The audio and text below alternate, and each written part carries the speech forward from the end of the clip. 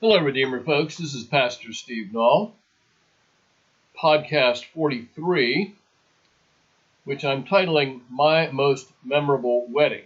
This is February 21st, 2022.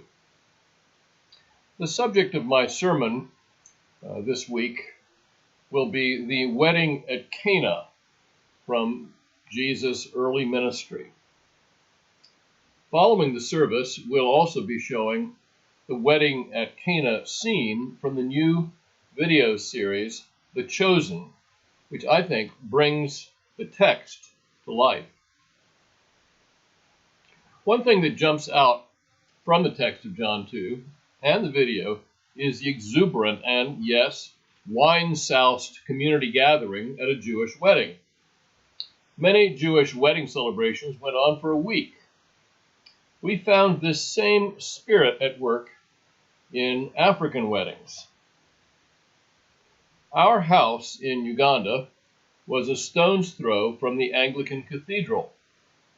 On Saturdays, weddings would run back to back all afternoon, each ending with "Here Comes the Bride" and the couple solemnly marching out of the cathedral. The attendees would then proceed to a reception that lasted the rest of the day, with food, no alcohol for Anglicans, with singing and many speeches. One problem with marriage in Uganda has to do with expense. It begins with an elaborate engagement ceremony where the two families are introduced to one another. The wedding follows later, much later, or maybe not at all. Often we would be approached by couples with a budget for their wedding that far exceeded their annual income.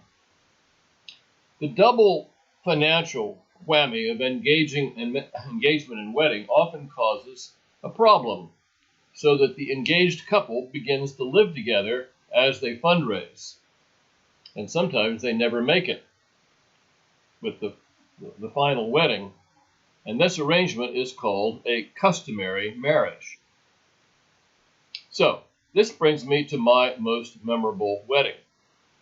In 2005, our university administration had sent a notice to our staff that as a Christian institution, we expected staff to be properly married in church. For those staff who were in customary relationships, we offered to prepare them for marriage and to provide them with a joint wedding service and a reception in the Vice Chancellor's compound, that is, in our garden. As it turned out, 18 couples signed up. Most of them were from the lower-paid workers on campus. On the appointed day, the couples processed into the worship hall, the brides all gloved and dressed in white, the grooms looking smart in black tuxes.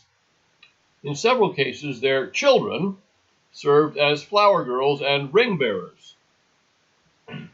One bride was so pregnant she couldn't stand for the vows. And 3 couples were late coming, shades of Jesus parables. As each couple arrived late, we would halt the service so they could march in.